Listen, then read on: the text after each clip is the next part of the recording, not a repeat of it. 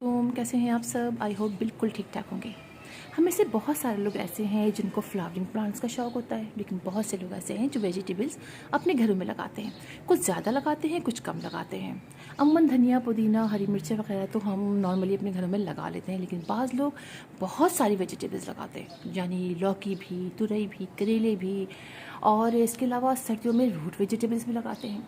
लेकिन क्या आप लोगों ने कभी पल्सेस लगाए हैं, यानी दालें, यानी मूंग की दाल, मसूर की दाल, माश की दाल वगैरह? नहीं ना।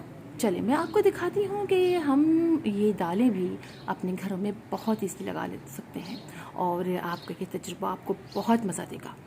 मैं अक्सर व बेशतर अपने घर में दाल लगाती हूँ, लेकिन ये जो मेरा घर है इसमें डायरेक्ट सनलाइट बहुत कम आती है, लिहाजा मैंने सिर्फ एक ही पॉट में लगाया है मूंग की दाल।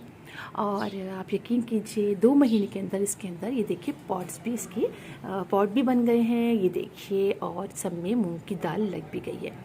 अच्छा, बड़ा मज़ा आता है अगर आप इसको बड़े स्पॉट में लगाइए जहाँ आपको 3 से 4 घंटे की डायरेक्ट सनलाइट इसको मिल जाए ना, तो फिर आपको बहुत अच्छा लगेगा, इसलिए कि बहुत सारे इसके अंदर इस तरह से फलियाँ सी बनेंगी जिनके अंदर जो भी दाल आपने लगाई होगी वो होगी।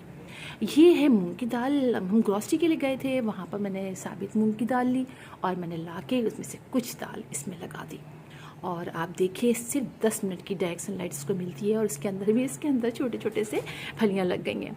इतना मज़ा आ रहा है। चलिए आज आपको दिखाती हूँ तोड़ के कि इन फलियों के अंदर क्या लगा हुआ है। ये देखिए, ये देखिए, ये फली है ना, इसको मैं तोड़ती हूँ। चलिए, और हम इसको चेक करते हैं कि इसमें दाल जो है वो हमारी कैसी हुई है। ये देखिए, देखा आपने, ये है हमारी मूंग की दाल। ये देखें, चूँकि डायरेक्ट सनलाइट हमारे घर में नहीं आती है मेरे घर में, तो इसलिए बहुत बड़ी बड़ी फलियाँ नहीं बनी हैं, लेकिन जब ये बड़ी बड़ी फलियाँ बनती हैं तो इसके अंदर बहुत सारी दालें निकलती हैं। मतलब एक फली के अंदर बहुत सारी होती है। लगाना बहुत आसान है। आप मूंग की दाल साबित या मसूर की दाल साबित या माश की दाल साबित लाइए, और ला के आप उसको 10 मिनट के लिए पानी में भिगो दीजिए। ठीक है, सिर्फ ओनली 10 मिनट्स के लिए टैप वाटर में डाल दीजिए, और बस फिर आप उसको ला के जहाँ जहाँ आपने उसके होल कीजिए। पहले जो भी पॉट लीजिए उसमें आप नॉर्मल अपने घर के सॉइल जो आप भी यूज़ करते हैं पौधों के लिए वो आप ले लीजिए, और होल और उसमें पानी डाल लीजिए। फिर आप किसी भी फिंगर की मदद से किसी में छोटे छोटे से इतने इतने आप होल कीजिए, उसके अंदर वो दालें डालिए और आप कवर कर दीजिए, और उसको आप रखिए ऐसी जगह जहाँ पर सिर्फ आधे घंटे की सुबह की डायरेक्ट सनलाइट मिले उसको। ठीक है, पानी इसमें एवेपोरेट ना हो, यानी आपको हल्का हल्का सा मॉइस्ट रखना है प्लांट को, और 3-4 दिन के अंदर उसके अंदर से आप देखेंगे कि आपके प्लांट निकल आएंगे, और बस फिर वो ग्रो करना शुरू कर देंगे। और यकीन जाने इतना मज़ा आता है जब आप ये फलियाँ अपने घर में लगाते हैं, और देख के इतना अच्छा लगता है। अच्छा, ये वाइन होती है, पता, छोटी छोटी वाइन्स होती हैं। ये देखिए, ये देखिए, ये जा रही है ऊपर, और यहाँ भी देखिए इस तरह से उसको ऊपर, जिस तरह हम सेम वगैरह चढ़ाते हैं ना, बहुत दूर तक तो नहीं जाती, लेकिन छोटी छोटी वाइन्स बन जाती हैं।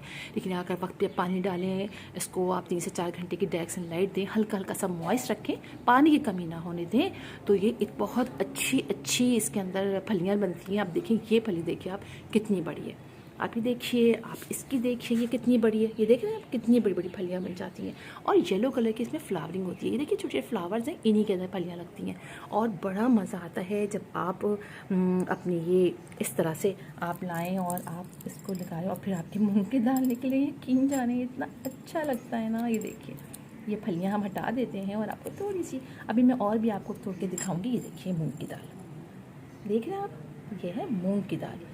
तो मैंने सोचा कि आप लोग को बताऊं कि आप लोग अपने घर में ज़रूर ट्राई कीजिए, बड़ा मज़ा आएगा आपको।